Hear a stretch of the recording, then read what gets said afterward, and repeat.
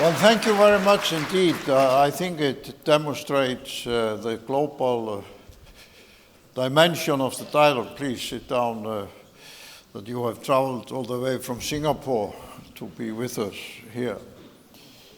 And as many of you might have noticed, you are the first speaker from an observer state in the Arctic Council. And many of the, if not all, previous speakers have dealt with the challenges that the Arctic Council faces in the near future, at least. So can I start by asking you, how do you think the observer states like Singapore want to proceed in the next 1, 2, or 3 years? Well, the observer status at Arctic Council is of great value to Singapore because of the existential nature of rising sea levels to us, and we are very appreciative of this opportunity to engage with our Arctic community and to do so on a very regular basis. And we hope, of course, given the current circumstances, that technical discussions can continue, and certainly Singapore is committed to continue contributing in the various work groups.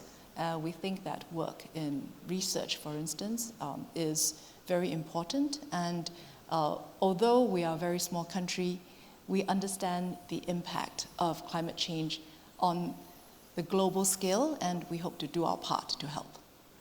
Well, as you said, many parts of Singapore only 5 meters from sea level, and if the Prime Minister of Greenland loses a quarter of his ice sheet, your sea level will rise about 2 meters.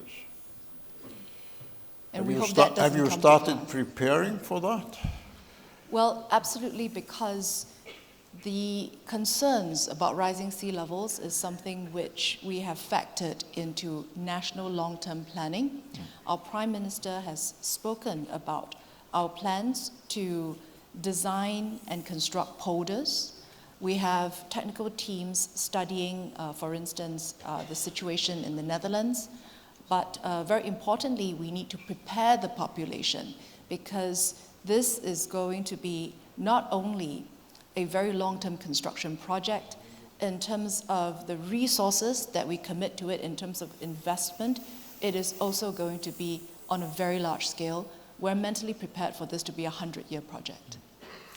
Well, let me see if there is anybody in the audience who is ready with a question. If not, I will use my privilege. You are the first speaker from Asian countries that are present here. In the second half of the opening session, India will present its new Arctic policy. Then later on in the assembly, we will have Korea, Japan, China. It's a formidable change. Some people are even saying if you combine all the capabilities in science and other technical areas, as well as the economic dominance of Asia, some people are even saying that by the middle of this century, the combined contribution of Asia to the Arctic in terms of research, capability, technology, research vessels, and satellite monitoring, financing infrastructure, so on, that the combined involvement of Asia would be the strongest force in the Arctic in the second half of this century. Do you agree with that?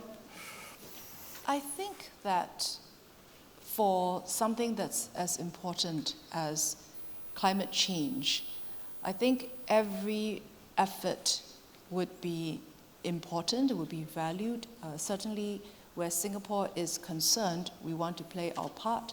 Now, as to the contributions of different regions to the Arctic, I was very struck by one of the statements earlier that the Arctic is also a place that is global in nature. I'm also very struck by the statements by the Prime Minister of Greenland on the importance of respecting the needs the priorities of peoples who are within the Arctic. So I think that for those of us, Singapore, we're very far away from the Arctic, we're on the equator. We hope to approach our involvement in terms of supporting peace, progress, and prosperity. We think that these are guiding principles that we hope will continue to make us a good friend of the Arctic. Well, thank you very much. I think it's a testimony to the efficiency and the precision of the Singapore administration that you are the only speaker who's been on time in this session. So thank you very much. Thank you. Thank you, Chairman.